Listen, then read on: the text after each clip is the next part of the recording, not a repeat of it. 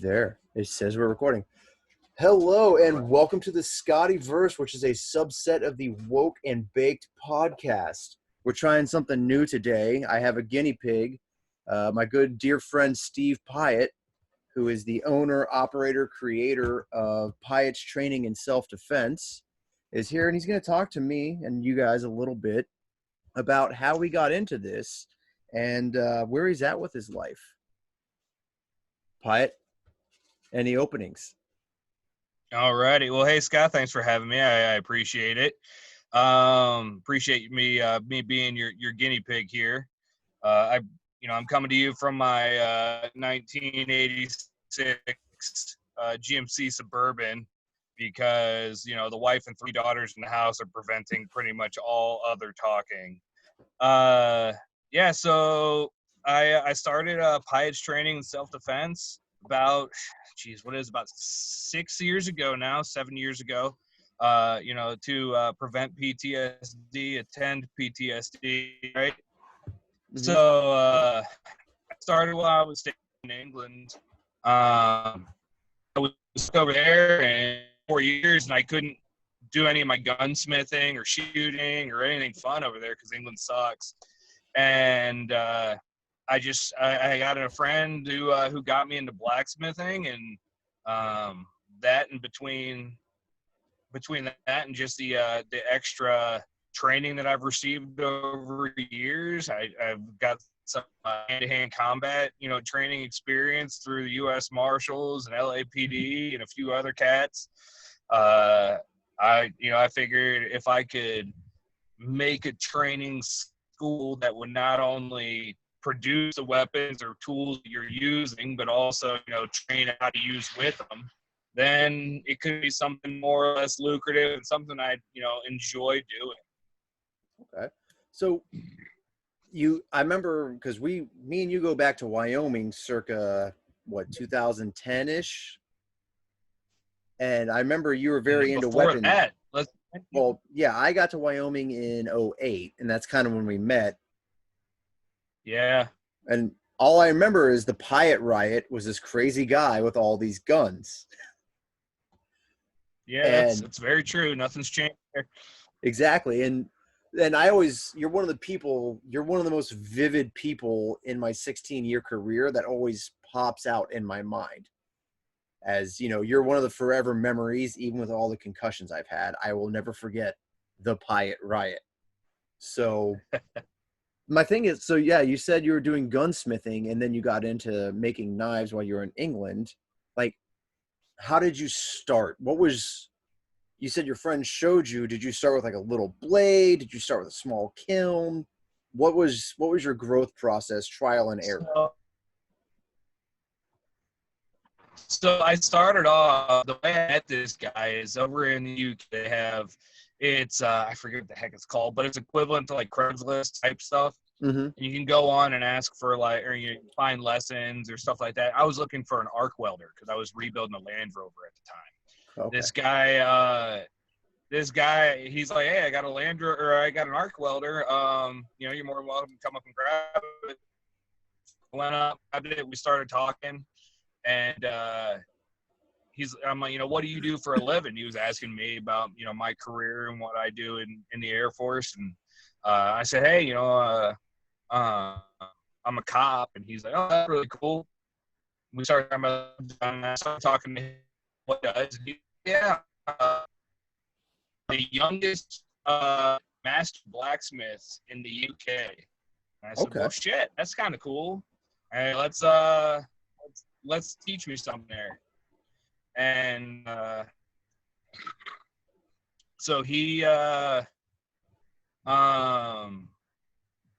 we went out to his shed and he pulled out, a 300-pound anvil. And first of all, this sounds like it's going the wrong direction, buddy.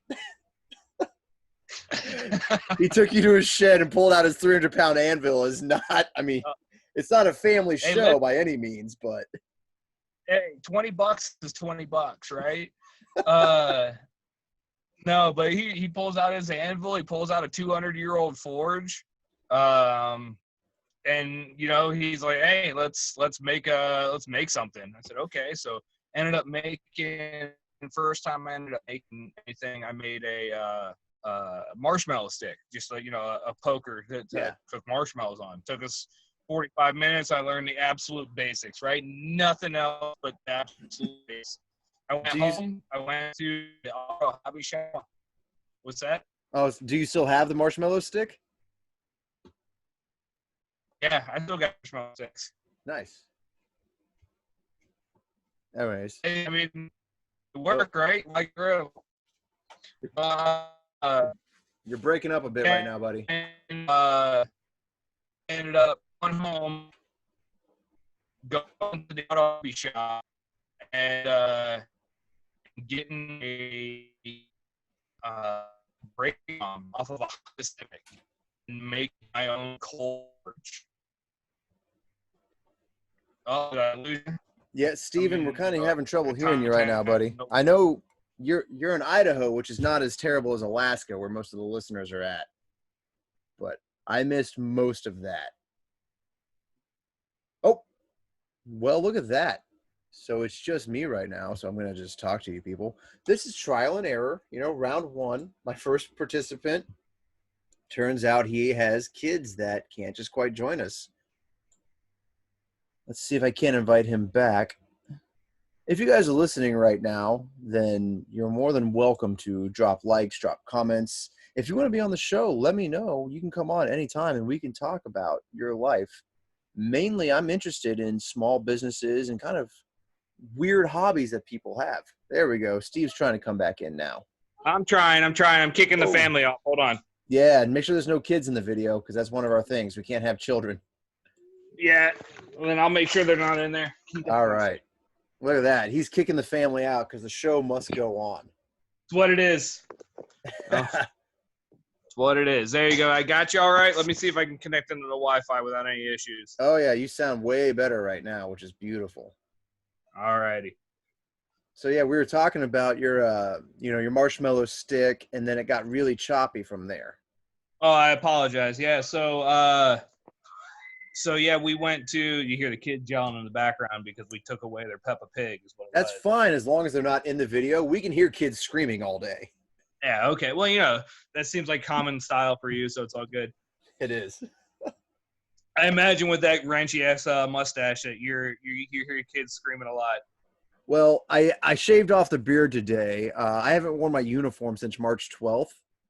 I'm PCSing on the 24th, and I've got a case of Shinerbach on the line that I will not wear my uniform again before I PCS.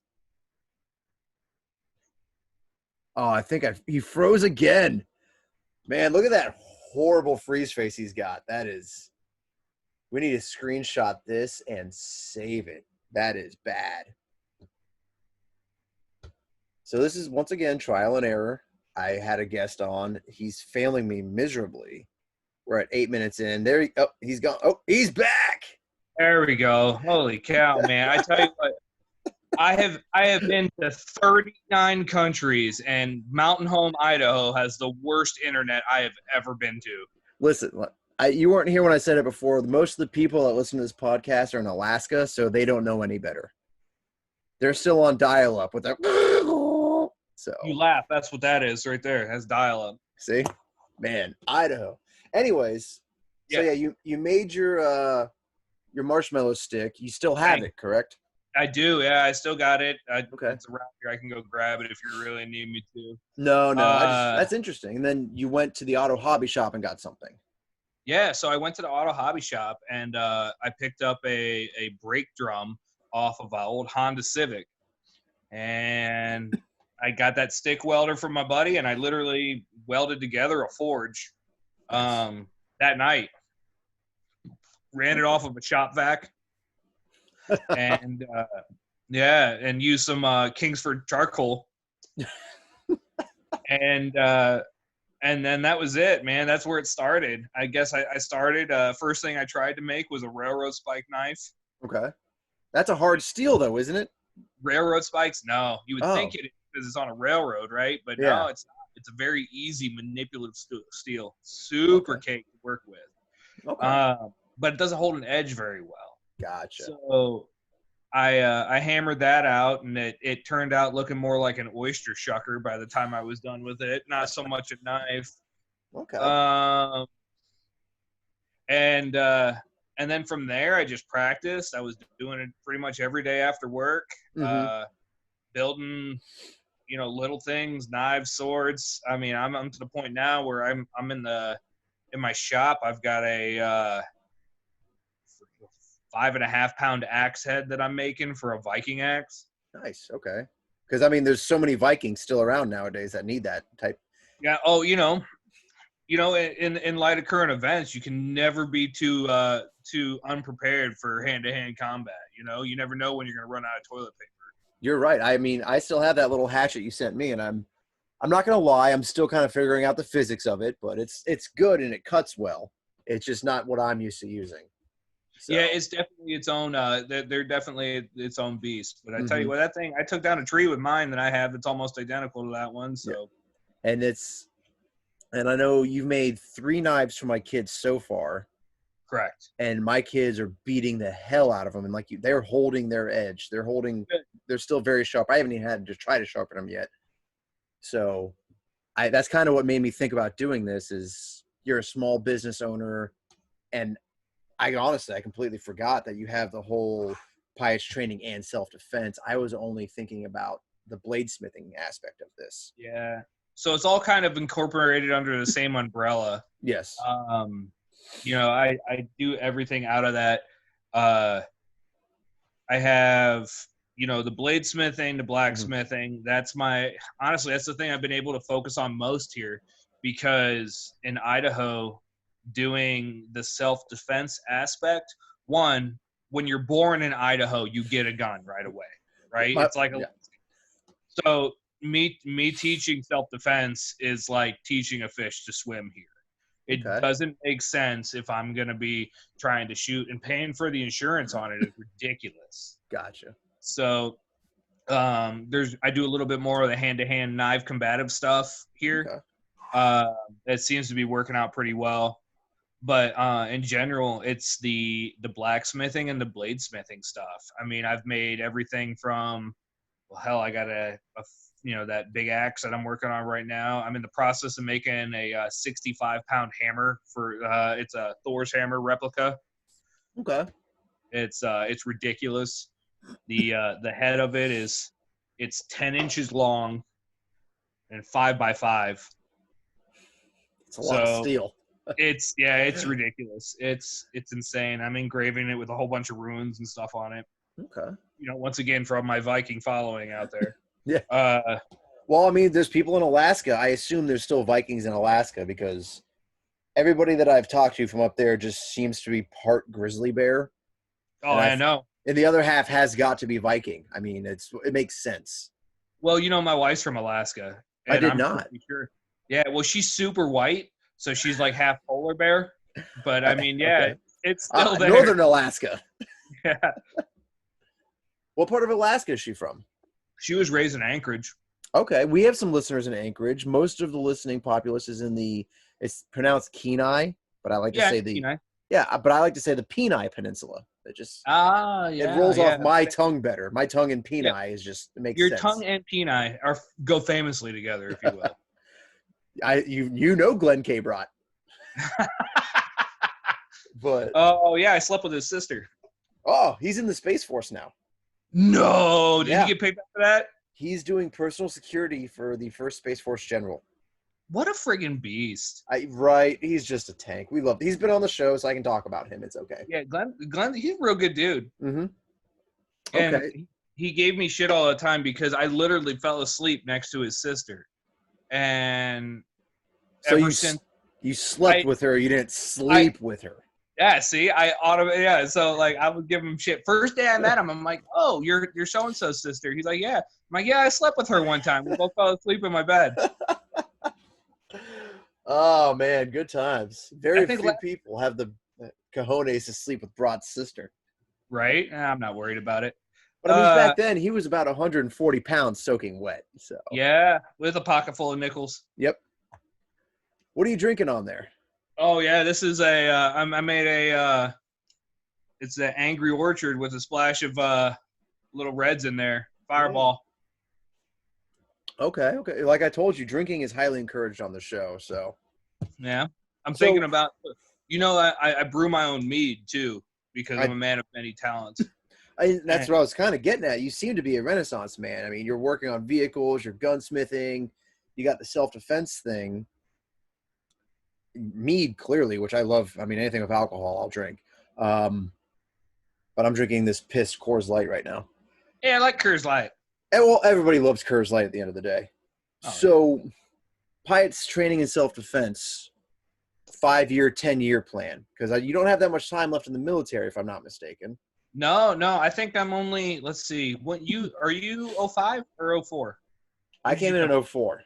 Yeah, because I think you only got me by a few months because I came in December of 04. I came in October 04. Okay, so we're both, we're in the same boat. Okay, so a little less than, like about 4 years. Yeah. Yeah. So ultimately, the plan here, without delving too much in it, because I don't want to throw my $1 million idea out there. Oh, no worries. Yeah. But yeah, so incorporating blacksmithing, bladesmithing, that type of stuff, and a brewery. Oh. So you have a microbrew on one side, and then a blacksmithing shop on the other. So I can come in and I get some Pyotts mead and then go swing Thor's hammer. This sounds like a fail-proof plan. I think the insurance companies are going to have an issue with it. But think about it this way. You're about to get married, right? It's your last night as a free man. You decide to throw a bachelor party. Okay. Your future wife says, hey, I don't want you around strippers. What's the next best thing? 2,000-degree forges, swinging hammers, making knives and bottle openers, walking through a door and popping your own bottle of mead that you just made with your own bottle opener. That's not a terrible idea. I mean, yeah, I could swing a hammer and then go open a bottle with what I made. That's a good idea. I like it. I could get behind that, honestly. Yeah, I think it's going to be. I just got to find the right area. Exactly. God. You got to find somewhere where men are men, but they also have to like microbrews. Yeah. So Seattle's out. California's out. Most of Oregon is out. Yeah. You're going to find some place like Arkansas, but not Arkansas. Yeah. Maybe Tennessee. Tennessee might be where you need to be. Might be the place. Yeah. West Virginia. No, because they still have the old pull tab beer cans there. They're not ready for that. Oh, yeah. They're probably – yeah, you're right. Name one big town in West Virginia. West Virginia. Yeah, West Virginia is its own big town. Yeah, exactly. You can't do that. Yeah. The Carolinas might be an option for that, though. Ooh, Carolinas would be good. Yeah. More so south, not north. But, I mean, either way. Well, you were over there, weren't you? I mean, I visited there as a child. Oh, no. Oh, that's right. You're in Georgia, aren't you? I am in Georgia for now. Yeah, I know you're heading out there. Heck yeah, brother. Missouri. Oh, God love it. Yeah. Are you going to Lost in the Woods? I am. That's what I thought. Yeah, the next 4 years, man. Cadre Shirley. God, that's scary. Yes, it is. So you need to give me a job down there, though. Can you imagine you and I teaching together? So, yeah, that would be – I'm pretty sure we'd both be fired within the first 60 days. I can see that. Yeah. Yeah. But – I just bought a new gun that shoots beer cans. So I figure we can incorporate that into the training scenario. Like full beer cans or empty beer cans? Like full beer. Well, it shot an empty beer can today, but you can shoot full beer cans about 150 yards. Yeah. So first of all, I don't believe in alcohol abuse, so it kind of makes me upset. But I think there's certain beers out there that you could shoot. I mean, nothing says I hate you like winging a Steel Reserve can at somebody at, 60 miles an hour? Ironically, that's the one that I shot out of there was the Steel Reserve, and it's 490 feet per second. All right, so if you're listening and you know how to do math, look that up. Leave the actual miles per hour speed in the comments. So that's how we get more listeners. I like it. But yeah, we shot we took it out. I got it the other day. It runs off of 22 blanks. Or no, excuse me, 223 blanks. And Yeah, we were out popping. I took a bunch of Mountain Best, the Walmart brand. Yeah. Uh, yeah, Walmart brand sodas out there, and we were shooting them. Put a grenade sight on it, so I can kind of work, the lobbing in. It's Yeah. ridiculous. Totally not needed. Plunging fire with steel reserve, huh? Oh yeah. Well, and it came with a grappling hook, so I'm pretty much Batman now. Yeah, right. I mean, I see all your Batman stuff behind you, and I was going to segue into that later for one of my next podcasts I'm going to do, but we'll come back to that if alcohol doesn't affect me too much. Oh no, I'm good. Oh, I'm talking about me. Haha. Man. So you said you have 3 daughters. Yeah. Do they help you do any of this manly stuff? Yeah. So my oldest and my middle daughter, they are my stepkids. They came with me in the instant family when I married my wife. But both of them have gotten on the forge and actually created. My oldest daughter made it's a double-sided or double-bladed dagger, right? Okay. So it looks very much like a boot knife. We took that and forged it out.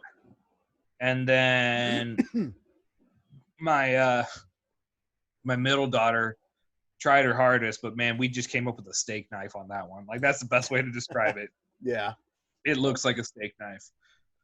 And then my little one, she's 3. She is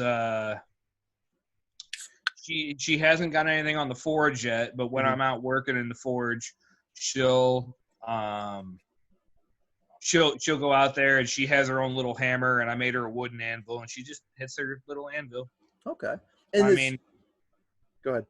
I was say, yeah, so she'll get there eventually. She's more of a truck girl, my youngest one. Okay. Yeah, so I have a dune buggy that I built out of a 77 Toyota Hilux. And a Hilux. Yeah, buddy. Those things are great. Yeah, they go anywhere. Did you buy it out of America, or did you find one in America? I found it's in America. Yeah. But you found it in America. Correct. Yeah. Because I've never seen one in America. I've only seen the diesels, and they're always overseas in third world countries we can't talk about. Yeah, exactly right. That's where I've seen most of them. But yeah, no, it's back when they had the old Toyota Tacoma 2-wheel drives. It was marketed as a Hilux back in the 70s. Okay. So I can only picture the T100s. And that's pretty much what it was, except it was 4-wheel drive. Okay. Yeah. Now I can see it more. But yeah, so we swapped out. Pretty much, we chopped it down from a full-size truck, through Jeep axles underneath it. The drive shaft is about 7.5 inches long, going to the rear transfer case. And I'm pushing 118 horsepower out of a Toyota 20R motor. And I can get it going about 100 miles an hour. That's just obnoxious, first of all. Yeah. Did the girls help you with this project as well? They did. My oldest one, she handed me wrenches. My middle one decided to spray paint things. And my littlest one enjoys shifting. That'll happen. It doesn't have to be moving. She just likes playing with the shifting. Just grinding the gears, yeah. And I'm kind of asking these questions for my next segue. I mean, I love doing things with my kids, and our main thing is camping and fishing and being out there, enjoying the great products that I get from Pyotts Training and Self-Defense. Oh, thanks. Nice plug. Yeah. So, I mean, I don't know if it's just the way you and I were raised, because we're like the same age, if it's the military in us, or if it's just because we're men. We are men. But one of my greatest joys is taking my kids and teaching them to do anything, even if I'm terrible at it, but they can comprehend it and start doing it. That is like the most uplifting thing to me. Oh, 1,000% agree. Yeah. Like, I've been out camping with my boys, and I showed them how to make a lean-to, and the next thing I know, my 10-year-old is making a freaking teepee. I've never actually built a teepee, and he had it figured out on his own in about 45 minutes. Heck All he yeah. needed me to do is tie the knots, and he built a teepee. And I don't think people do that enough with their kids nowadays. No, I agree. Like you said, your kids were watching Peppa Pig. My kids, I'm outside of my camper because same reasons, kids, they're loud. So they're all inside watching whatever the heck they're watching on their screen time. But America, so much of America nowadays is parents are so self-absorbed in their own screen time that we're not being parents anymore. And it did take me a couple of years as being a parent to actually put the phone down and learn to just be with my kids, you know? Oh no, I get that 1,000%. Yeah. So I think more parents need to step up. Not enough people have skills like you have. I mean, I can barely sharpen a knife without rolling the blade and making it just terrible. So I'll admit I take my knives to friends most of the times because I don't want to ruin them.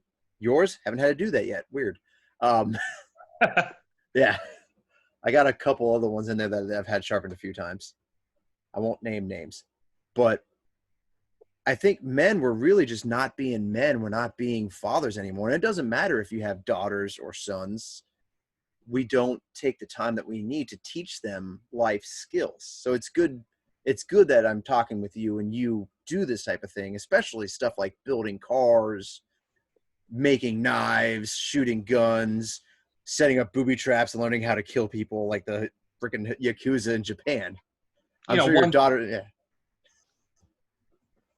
It's good to see, and I'm glad that other people other than myself believe in making your children do push-ups in the mud.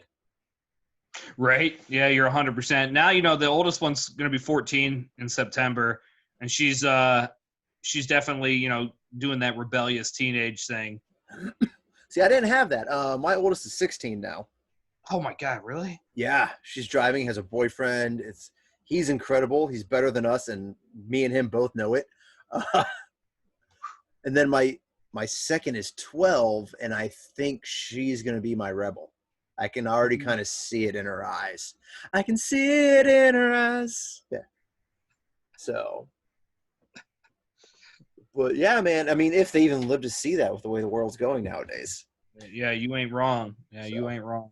How, we're not going to, I told you we're not really going to touch the race thing just because it's too hot a subject for right now. But how did COVID go down in Idaho? Is there even COVID there?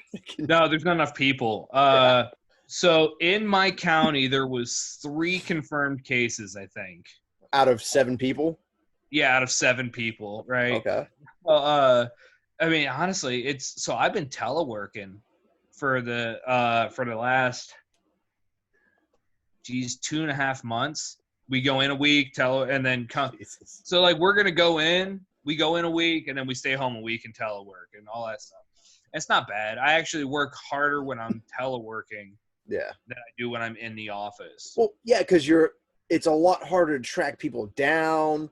You're having to make multiple phone calls. I've been dealing with because I've been at work every day, not wearing a uniform, but I've been at work. Yeah, see, we were told that we were not even allowed to enter the building on certain, if it wasn't our week to work, like you're not coming to base unless you live here. Well, so me as an NCOIC, me and my counterpart, we kicked everybody else out. And we just ran it as a 2-man shop. And we're like, if we need you, we will call you. Call us every 3rd day. That's fair. Yeah. So my guys basically got a month and a half off before the base started reopening. Yeah, I'll take that. Well, because I think because me and you actually hold the same duty title right now. Because you're NCOIC as supply, right? Correct. Yeah, same here. I think mine might be slightly larger than yours, though. Oh, well, yeah, there's a good possibility. Yeah, because we have a lot of stuff that we have to be responsible for with my unit. But yeah, you're AC. No, are you ACC? Yes. Yeah, we're the same thing. We're ACC as well. Okay. Yeah, I mean, we're probably sitting pretty damn close to the same boat. You might have a bigger budget. Yeah, well, it gets spent on other stuff. But yeah, so you got to monitor the QFFSQs and everything. Oh, yeah, all that shit. Okay, cool. Then, yeah, we're very similar with what we're doing. I'm doing Yeah. I'm doing it for 3 squadrons across a group. Oh yeah. See, I just so we have a weird whole thing now. We don't have groups anymore. Yeah. It's I feel like it's this is a later conversation. Let's not go too far into this rabbit hole in the podcast. yeah, But no, you're good. You're good. Yeah, we'll talk about that. But anyway, but yeah, I mean, with the working aspect, it's just ridiculous. mm-hmm. Like, what was it? I mean, probably about a month ago, I spent 50 hours on the phone Gross. in a week. Yeah, I couldn't do that. More than I work on any week. I got it. Yeah, I got to do face to face. I have trouble communicating with people over a phone because Yeah, you and me both. I got to be able to see the person, read their reaction, realize if I'm being too much of an asshole or not, if I'm flirting too much or not. I'm generally stuck on both of those, either being too much of an asshole or flirting too much. Yeah, dudes get weird when I flirt with them. I don't get it. I don't understand it either, but you know what? As long as you don't go too far, it's generally endearing. Like a lot of dudes are like, it generally works out pretty well for me. They're like, all right, this guy's into me. I didn't know I was into that, but this guy's into me, so it works. Yeah, I mean, that's the way I look at it. I just should I just saved $8,000 on my car insurance by switching to Geico just by asking what color pants he was wearing, Oh man, good old Jake from Snake Farm, huh? Yeah. So Jake, that slut. Yeah, he's all over the place. He is. So COVID down here in South Georgia, we kind of slowed down for maybe a week or two, but South Georgia's ignorant and they forgot about it real quick. Everything kind of opened back up. Base took us a little over a month to reopen. And I think we just finally really reopened last week, and they're doing COVID lines again this week, and they are packed. Really? Oh, yeah. They have like a little drive-through assembly line thing at the clinic.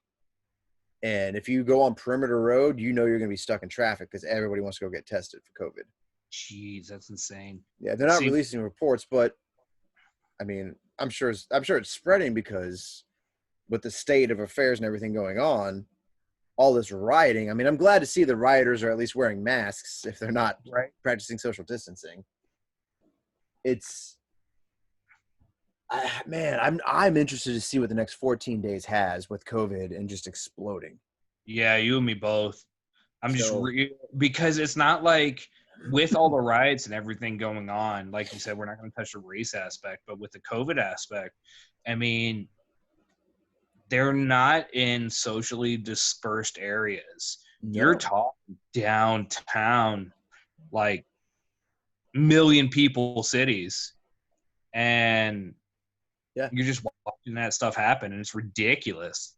I drove through Atlanta the other day. I was on 75, and I went through downtown Atlanta on 75 at 90. Didn't even slow down because all the police were on the sidelines blocking all of the exits and entrances to the interstate so people couldn't get downtown and riot. Jeez, that's insane. Well, I mean, that's what it is. I gotta restock my beer. I'm just curious on what I have in here. No worries. I got a Jose Cuervo margarita. I have some jalapeno mead that I made. Oh, jalapeno mead. Oh yeah, it's a spicy way. Do you ship alcohol? Can you ship alcohol? Is that a thing? So legally, you're not. You can ship alcohol, yes. Okay. Legally, I'm not allowed to sell it though, but I'll gladly send you some. Yeah, wait till I get my my new address and I'll send it to you. And I will drink some jalapeno mead. Oh, dude, it is something. That thing's been aging for like 7 months too. It is the spiciest smooth that you will ever indulge in. All right, I'm going to hold you to that. The listeners are going to hold you to that. Fine, that's fine. I may just pound a whole thing and do a solo podcast with that and tell people what I think. Oh yeah, just be prepared for the repercussions in about 2 to 4 hours. Which end? I guess that's user's choice at that point. But yeah, with that, actually, I have my nephew is down there right now where you're headed. Okay. Yeah, he's down there in school. They're all on lockdown. He's a Marine, so Okay. So is he at the SRT school proper? No. He's at Murder T Transports. Okay. Because I was talking to the guy that I'm replacing, and they've had people on Leonard Wood since January. Yeah. And they can't send them back because of the stop movement. So they've been taking them and just sending them from one school to the next around Fort Leonard Wood. I mean, that makes sense. That would be legit. So I was talking. He's like, yeah, man, I got some lieutenants here. They're gonna be the most badass lieutenants to ever walk. You know what I mean? Short of being a ranger, they've got everything else because they've been there for what? January. We're going in 5 months, 6 months, 6 months of just Yeah, back to back shoot, move, and communicate schooling, marksman observer, breaching classes, everything. yeah, So these guys are going to roll out feeling pretty good about themselves, and then they're going to run into their first staff sergeant and feel about yay big. yeah. Exactly right. Yeah. Yeah, yeah. My nephew's out there. We went down to Diego January, I think, Mm-hmm. and we flew down there for a day and flew back, which is horrible. But I was the only Air Force guy on a Marine base. It's wild, isn't it? Well, do you know what was crazy is I'm walking around with my 5 stripes, just looking at all their DIs and all their freaking dudes just running around in their tans, and they look clean and all that stuff. And then you start looking at their ribbon racks. Yep. Why are you a staff sergeant and only have 5 ribbons, and I'm running with like 22? Yeah. And I asked one of the guys. He walked up and he goes, "Hey, how come you're wearing a Navy ribbon?" And I'm like, well, I shot expert for pistol when I was stationed in Guam at a naval base and blah, blah, blah, blah, blah. I'm like, so I'm authorized to wear it. So they just give those to you guys, or what? Is it like a participation ribbon since, you're not in the real Air Force? So me and him started, since you're not in the real military, me and him started, jaw-jacking back and forth. I was giving him shit. Turns out, these guys, they're like, oh, yeah, I've been a DI for 7 years, and I've only deployed once, and it was to, like, Al-Dhafra or something like that, Cool, man. So you're a Marine, but I've spent more time in Iraq than you've been in the military. Yeah, exactly, right? Yeah. I get it. And, yeah, I see that a lot, too. And I'm by no means am I an expert as to how other branches work with their awards processes. I've seen people in the Air Force get Bronze Star that don't deserve them. I agree. But it's like your finance. Yeah, I know Master Sergeants in security forces that have Bronze Stars that shouldn't have them. No, I agree. Yeah, I agree. It's all about how you can write it, but yeah, I'm not sure how it works, and I'm always very humbled by what I do have on my chest, because they've tried to just give me things that I don't feel I deserve, and they're like, hey, you need to write this medal. I'm like, no, I'm not writing that because yeah. So I know there are definitely ribbon chasers, medal chasers out there, but I can't bring myself to do it, man. I can't. Yeah. I couldn't walk around with a ribbon rack that isn't something I feel I earned. No, you're absolutely right. So, like, I have one comm device, and I have an achievement with C for combat, and I mean.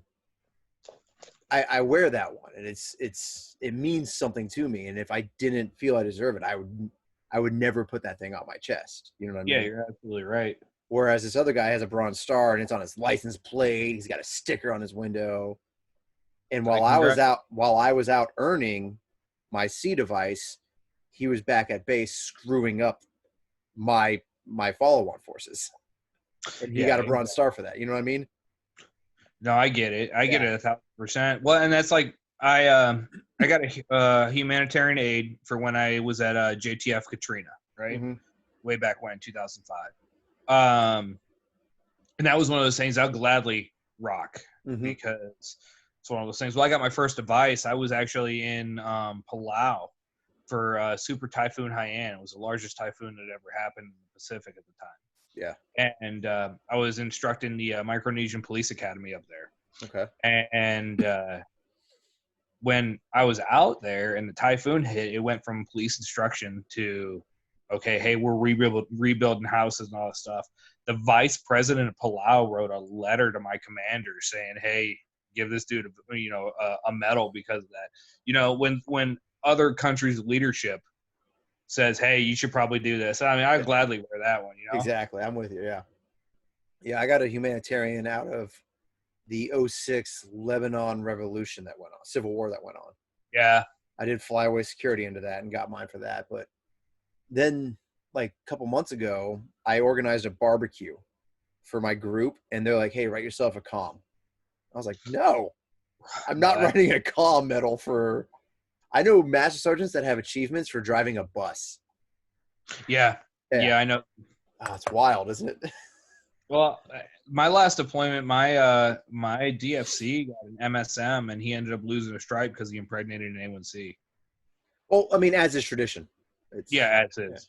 I mean, you probably shouldn't get an MSM out of that. So I'm just saying. Yeah, the master sergeant medal. Yeah.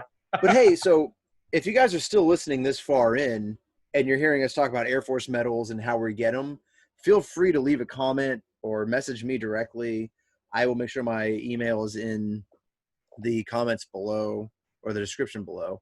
Let us know if you've been in a prior branch, and if we sound like a couple idiots, tell us. We're all about drive talking. We'll talk trash with the Army. We'll talk trash with the Marines. Navy, I guess we'll accept you. Coast Guard, you're still last in line. Space Force is ahead of you already. Yeah. So. I mean, But no, if you guys do have legitimate comments about medals and how they're earned, well, I would be interested to hear about it. So, yeah, absolutely. and I'll share with Steven if I feel like it or if I can remember. But That's fair. yeah, That's fair. yeah, beer will do that to me. See, I upgraded to tequila at this point, so. I think I have one more Coors Light close by, and then I actually have to leave my camper and go to my outdoor fridge. Yeah. So, See, I need to invest in an outdoor fridge. I enjoy it, so I can have my outdoor fridge and I can go out there and drink heavily while the kids are all in here camping. Mm-hmm. So, Man. but no, this is what I'm gonna be living in for the next year is my camper. So. Oh, down at Lost in the Woods, you're gonna be living out of that? Oh yeah, I'm leaving the family behind and taking the camper solo, man. Oh, geez, that's crazy.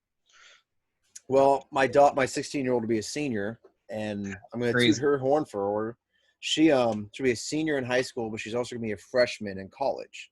Oh, good for her. So that's a free year of college, and that's what really spurred us on to me just abandoning the family for a year. That's fair. Yeah, That's heck yeah, fair. man. That's a free year of college. She's not touching my Montgomery GI Bill. Nuh-uh. Yeah. Well, I just gave mine to my wife. She wants to be a doctor. What a nerd. Yeah. Ugh, gross. Like a doctor proper or like a doctor of literature? Like a doctor proper. Ew. Yeah, believe me, my wallet's saying that. Why doesn't she do something useful like TIC welding? Yeah, I know, right? Apparently, she just wants to help people. No, she's from Alaska. She needs to do something more manly than you. And I mean, Yeah, you build cars, you build knives, you teach self-defense. She needs to get into like bare knuckle bear boxing. Yeah, see, I'm trying to get her to be an oil rig worker, but just big old fat plug of tobacco in her mouth. Yeah. Double horseshoe in it, one can per dip type deal. Going through a log a day. Not to talk bad about you oil field workers, but I think she might be tougher than y'all. It's pretty sure she is. I mean, did they have oil in Alaska? Is that a thing? Or I don't think so. I think they sold out. Are they still using whale blubber? Yeah, I heard they. Yeah, that's what I have her do. Her and Quig can hang out and freaking go hunt down Moby Dick. That was a good book. I read it not too long ago, actually. Well, by read, I listened to it on Books on Tape. Say you don't know how to read. Let's be honest. Hey! I know that letter right there on my keyboard is an A. Well, I'm proud of you. Well, that's memorization. It's not actually reading it. It still counts. Still counts. My 3-year-old memorizes, so it's totally good. How many concussions does your 3-year-old have? Well, I'm her dad, so probably a few. Yeah. More than she can count to. Yeah, right? That's only because she's concussed right now. Heck yeah, brother. So, do you listen to podcasts generally, or? Honestly, man, as effective as this is going to be, I generally listen to absolutely nothing. My Suburban is too loud to drive, so I can't listen to the stereo. So you just listen to the roar of the motor and the whirring of the tires. It pretty much. Well, you got to remember it's a dually Suburban with a 454 in it, Jesus, pushing 506 horsepower at the rear axle. Anything that I listen to is gonna be real loud. So no, I just really I don't really listen to anything. When I'm working on the forge, I can't listen to really anything because everything's so damn loud out there. and work in the shop. So basically, I just listen to the voices in my head talk to me and call that a day, you know? I've been doing that for years too. Yeah, I get you. Well, I'll tell you right now, there's no reason to listen to this podcast because it's terrible. We Yeah, do have that's fair. people, I mean, so like I said, you Alaska people that are still faithful. We got a couple people in Ireland and like one guy in Egypt. I'm not sure if he speaks English, but he subscribes and listens regularly. So we appreciate you, Egypt. You No. just gave the entire country in Egypt a shout out for one dude. Yeah, yeah. I mean, I don't Okay, know how fair. I don't No, know how Egypt works. I've never been, but I assume if one does it, it's like everybody's done it. I don't know. No, yeah, it makes 100% sense. Well, I'm an American. I can make assumptions, and I know they're right because I'm an American. Yeah, that's true. That's 1,000%.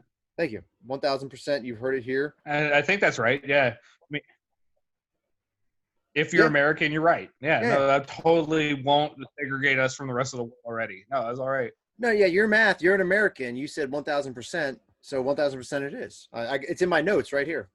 If it's in your notes, and it's pretty much law. Yeah, I have podcast background, knife, COVID-19, 3 daughters, PTSD, blacksmith. 1,000%. Yeah, 1,000%. Yeah.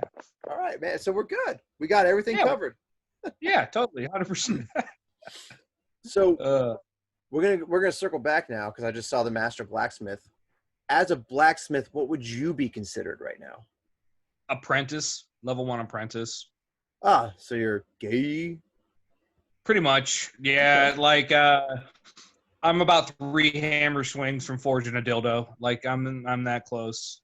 So why if you're a level 1 apprentice, why should somebody buy a knife from you as opposed to who the big knife makers? K-Bar, whoever. There's a ton. Yeah, Tops knives. You got Gerbers, you got Tops, you got. So why should they buy a knife from you as opposed to these other people? So in all honesty, I'm going to take you out so I can grab a beer real quick. But go ahead and talk. They're listening, I swear. All those guys already hung up. So there's levels of bladesmithing and there's levels of blacksmithing. When you test for a blacksmith, you're going in for blacksmithing is tested not only on metallurgy but your ornamental capabilities. So like a level 1, you need to legitimately just learn how to do the basic stuff, and then you go up against essentially a board and test for it, and then they award you that. So like, hey, I need to be able to make a scroll. I need to be able to forge weld. I need to be able to do all the really basic stuff. That's your blacksmithing aspect. But when you come to bladesmithing, that's a whole different persona, I guess you could say. It's more of you're making sure you know the metallurgy of each steel, how it's forged, how you fold the steel, if it's pattern welded, and if you're going to attempt real Damascus, where you're actually doing the glass seal and all that stuff, which is damn near impossible now. But all that, there's the difference between bladesmithing and blacksmithing is night and day. I mean, blacksmithing is you can deal with your irons, your wrought irons, your steels. And bladesmithing, you're dealing with your hybrid steels, your stainless steels, your stuff like that. You're working on I just finished a fillet knife made out of CMP or CPM 154 surgical steel. And I mean, it's literally using the exact same steel that they use in surgical scalpels for performing brain surgery. So let me stop you right there with a question. Yeah. So you're saying all these fancy steels. Now I use other knives from different companies. I don't want to put anybody on blast right now, but if I clean a fish, I've cleaned fish with other knives, and I've cleaned fish with the knives that you made for my kids. Mm-hmm. One of the things I've noticed about other knives is if I don't like clean them and take care of them immediately, they start to rust up very quick, like overnight, very rusty. I have yet to see that with your knife. Is that something you were doing, or is that luck? That is the type of steel that I'm using and forging it in with the process. Okay. So your type of steel that I used is a high carbon stainless type steel. Okay. So while it has more goodies in it to keep it from trying to rust as quickly, Mm-hmm. but it also maintains an edge very well. Gotcha. So when you buy, I mean, if you're getting something from me, you're getting something, one of a kind, specifically made by me, Mm-hmm. out there, dumping anywhere. Geez, I think your daughter's knife was quicker. The latest one, the one with the pink handle. Yes. That one I was able to do faster than the other two because I already had the templates and everything designed. Okay. So I think that one I did like 4 hours faster than the other two.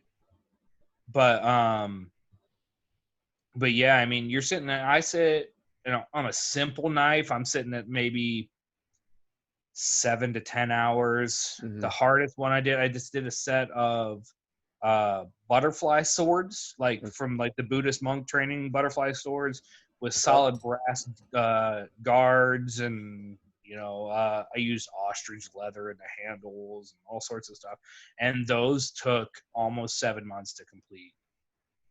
That's wild. Mm-hmm. Is that, did you make that one just for yourself, or was that like an order type thing? That was an order. A buddy of mine, Okay. buddy of mine I was deployed with, he asked, he does, it's Wing Chun, something like that. It's a martial arts that I'm not very familiar with, and he does that, and he's like, hey, can you make me a set of these? I said, yeah, sure. Okay. What you look in price range? He's like, well, I just did really good in the stock market, so just make them awesome. I said, okay, cool, I can do that. Yeah, I bet. And All right. yeah, I Wing Chun, that's what it is. And he ended up requesting a specific. I think they ended up costing time wise and the amount of effort it took. I think they were just shy of $2,000. Whew. Yeah, they're not cheap. But I mean, you're still making $2,000 off something that you're enjoying doing, right? Yeah. Oh yeah. I mean, the fact of the matter is, I love doing it. I make stuff for myself all the time. Go ahead. I was just saying, if I can get really good at podcasting and drinking beer, I'll make money off it. Oh heck yeah, that's the way to do it. I mean, Joe Rogan does it. Yeah, Joe Rogan is the end all be all of podcasting. That man has got a racket. Oh yeah, he does. Mm-hmm. We listen to him at work. That's the one I do listen to at work. Yeah, and he's got to figure it out. But I mean, he paved the way for so many people. He really did. Yeah, and it's like I said, I was kind of hesitant to do the interview thing, but I started listening to podcasts about 8 months to a year ago, because a vet buddy started doing it. And he's one of the vets, kind of like you. If you ask me to do anything for you, I will do it. Yeah. So my other buddy, he started doing podcasts at Zoobox Podcasts. If you're listening, go give them a check out. It's a bunch of random nonsense. If you're ever in the military and sat in a tower for 12 hours, Zoobox will make you think of those random conversations. So check them out anytime. Yeah, he said, hey man, give us a listen. So I said, sure. And I started listening. And like I said, it took me back to a place for so many hours. And then my friend Bill, who's in charge of Woke and Baked, which, Scottieverse is a subsidiary of, he has his thing. I started listening to him more and more. He asked me to do a couple episodes, and now I'm really getting into it. And I wanted to do interviews. I didn't want to do interviews, but I started thinking about it. And I know people like you, and I have so many military friends who we all have such large personalities. And a lot of my friends have gotten into their own businesses. And they're these very niche little things, like you do, your knife making. I have a friend who's a comic book writer. I'm going to do a podcast with him on Tuesday. So, and I started thinking, I'm reaching out to all of my military friends, and I'm going to start doing lineups to see what all of us are doing with small businesses. Because I think it's incredible that you guys have found something that you enjoy so much that you can turn it into a business / I mean, it's therapy for you because you said it PTSD, right? Right. So it's helping you with that somehow, correct? Yep, that's correct. I mean, honestly, like, so I did a couple interviews with local PA, Yeah.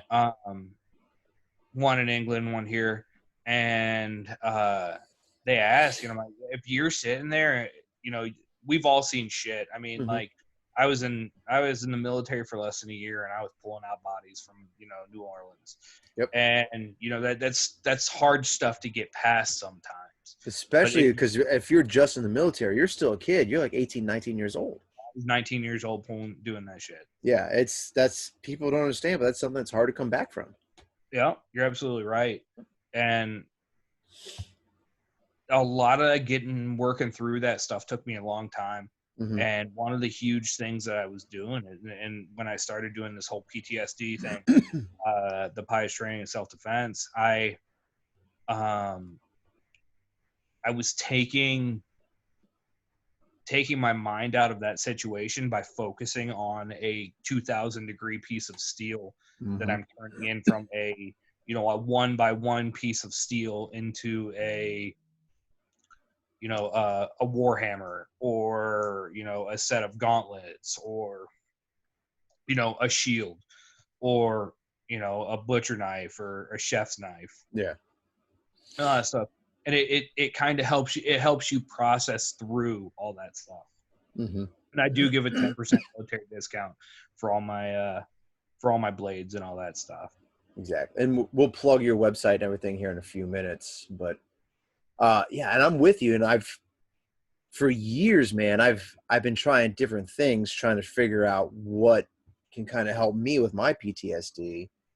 And I've done so many different things. And I think for me, like organizing these podcasts, reaching out to people, and trying to, it's kind of chaos because I got to coordinate your schedule, my schedule, figure out what the hell we're going to talk about, and do all that on top of drinking while doing this. It's, for me, this is kind of becoming my new therapy. I've been stumbling through therapies for years. Oh, you and me both. And I think, right now, this is kind of being my PTSD therapy. It helps me. Like after this, we're going to get off and it's 9:00 my time. I'm going to go in, I'm going to lay down to go to bed next to my wife, and I'm going to be wide awake till midnight, just like buzzing because of what just, and even if nobody listens, the fact that we had this conversation and the fact that it's going out there into the ether is it's going to do my heart good. Right. And that's honestly, and that's all you can really think about in that aspect is 1,000% that thing. You got to look out. Don't judge me. This is a sparkling strawberry Jose Cuervo margarita. I generally end an episode by drinking a White Claw, so don't feel bad. Oh, geez. Yeah. So I just sold an axe of mine that I made. I had it, and I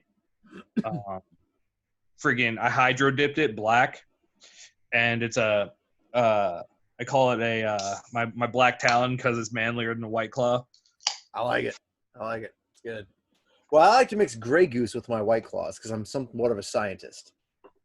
Ooh, I like that. That's bougie. Yeah, I'm fancy like that. I have to I'm barbecuing for my squadron tomorrow. I got to so I'm going to light the grill up at 5 a.m. I'm going to start drinking White Claws at 5:30. And I'm going to switch to Coors Lights at 9, pulling food off the grill at 12. Okay, not bad. Yeah, food goes on the grill at 6. So, yeah, I gotta. We've started this thing at work where every other week or so we'll bring in the smokers and kick the smokers on at 5:00, 6:00 in the morning, and then pull off chuck roast or anything like that. We'll have it done at lunch. And then everybody slowly migrates over to our office. We're like, hey, you're not in this section. You're going to have to calm down here. You're going to have to bring something. Yeah, exactly. Not just a free-for-all. Sorry, the wife is messaging me. Give me a second. Oh, you're good. Mine did the same thing. I think she sent me two photos with a laughy cry face. So I imagine she took a picture of my dick while I was sleeping. That'll happen. I mean, it's hard to find, but No, yeah. I mean, as long as you have a weed eater and a comb, you're good. Comb the desert. Thinking of Spaceballs right now, you know? Oh man, They're out there combing across the the desert. giant ass comb. What? I watched that movie the other day with my So, 14-year-old. yeah. And this is stupid. And I'm that like, that happens. These things happen. Like I got pulled into all this, especially with Bill, because he does instead of Netflix and chill, he does streaming service and chill. okay. And I was thinking about this. I mean, most military people, I don't know about women because I don't talk to women, but most military guys, we live and thrive off movies, especially after deployments, you know? Oh yeah. Because there's all that downtime. And you talk about a movie with a military guy, and we are all over it. And I can quote movies and I can go on these weird tangents, but I'm not one to be like, oh, well, Kevin Bacon was sleeping with Sissy Spacek and then Tom Hanks came along. You know, I can't do that. Can't do all that. But I can quote Anchorman like a son of a bitch. Right. San Diego. Oh, that's a whale's vagina. In German. No, Ron, I don't think that's white. That's right. I think it's San Diego. No. When in Rome. Yeah, that doesn't fit here, Ron. So I actually sent a 60% of the time, it works every time, meme or GIF today. So oh, nice. Yeah. We live off movies as the military because, like I said, deployments, man. None of us have ever taken our hard drives and downloaded a terabyte or two of illegally downloaded movies. Ever. No, you For never legal reasons, we never did that. Yeah, you never do that. Why would you do that? Pirating is a crime. Yeah, it affects it's not a victimless crime, as the FBI says. The FBI who? Who? Yeah. They're probably watching right now going, all right, you spell his last name how? Yeah, this is actually one of our more mild conversations. We've gone down some weird rabbit holes. I have a podcast coming up in the future with a glass blower pot farmer from Hawaii. Oh, nice. And he is totally anti-government. So that's going to be an interesting conversation where I'm probably going to have to reel him back a few times. Oh, that'll be fun. Yeah. He's going to go hard. Yeah, you got the link on. Yeah, I'll make sure you get the link. I'll watch that. Yeah, he hates the government. Something fierce. I've got, like I said, the comic book guy coming up. I have a bass player who actually owns the band that he plays in. He's going to come on with me. I'm just plugging future shows right now. Oh, you're good. My cousin's husband was in the Air Force for less than 4 years, ended up getting medically retired. He doesn't really have his own business, but he's making his way, and I'm just kind of interested in how that worked for him. So I'm going to talk to him about that soon. But I like I said, I'm just kind of reaching out. And Steven, I mean, we kind of know the same people. It's a small Air Force. If you can think of anybody else who's doing a weird thing, like making knives, blowing glass, shooting Osama bin Laden in the face, perhaps, you know. Oh, man. Have them drop me a line because I would love to have them on the show. Anybody who's listening, if you want to come on and talk about something like your weird business, come on the show. Let me know. And we're going to grow from here. And I want to get better at interviews. And I want to get more of the small business out there to people. So that way, I believe in the little guy, man. I'm not a fan of Walmart. I'm not a fan of big industry. You can do both. And I think a lot of the listeners of Woke and Baked would agree that it's time for America to move away from the corporate businesses and get back to mom and pop shops like you're running right now. So I'm trying. You know, that's what you're trying to do. So we're a little over an hour right now. I do need to get back into the wife because she's a wife. Go ahead. I have to go beg for forgiveness. I have to go beg for forgiveness for kicking my family out of the living room. Exactly, man. But dude, it was so good to have you on. It was so good to talk to you. And you're one of those people, man, even if we don't talk for the next 3 years, you're the type of person where we could pick up like this conversation never stopped. Oh, I mean, that's how I just did. When's the last time I actually talked to you? It was probably 2010. Yeah, face to face like this. Yeah, it's been at least a decade. But you're just one of those great people that I admire so much, and we can do this type of thing. And bro, you'll always be one of my favorites, man. Honestly. I appreciate that, brother. I appreciate that. You let me know when you need something else for, I'm just saying, I designed a whole new combat tomahawk line. So if you need something for your breaching stuff down there, I'm just saying. And we'll talk about that as soon as we're done recording, because I do have a couple questions about stuff like that. Go ahead. If you have a website you want to plug, if you have any business stuff, go ahead and plug it now. And I'll try to get it at the beginning and the end with editing. Yeah, no, that's perfect. So you can find me on Facebook. My wife and I, we manage our site. It's at Pyotts Training, Pyotts TRI or TRAING training.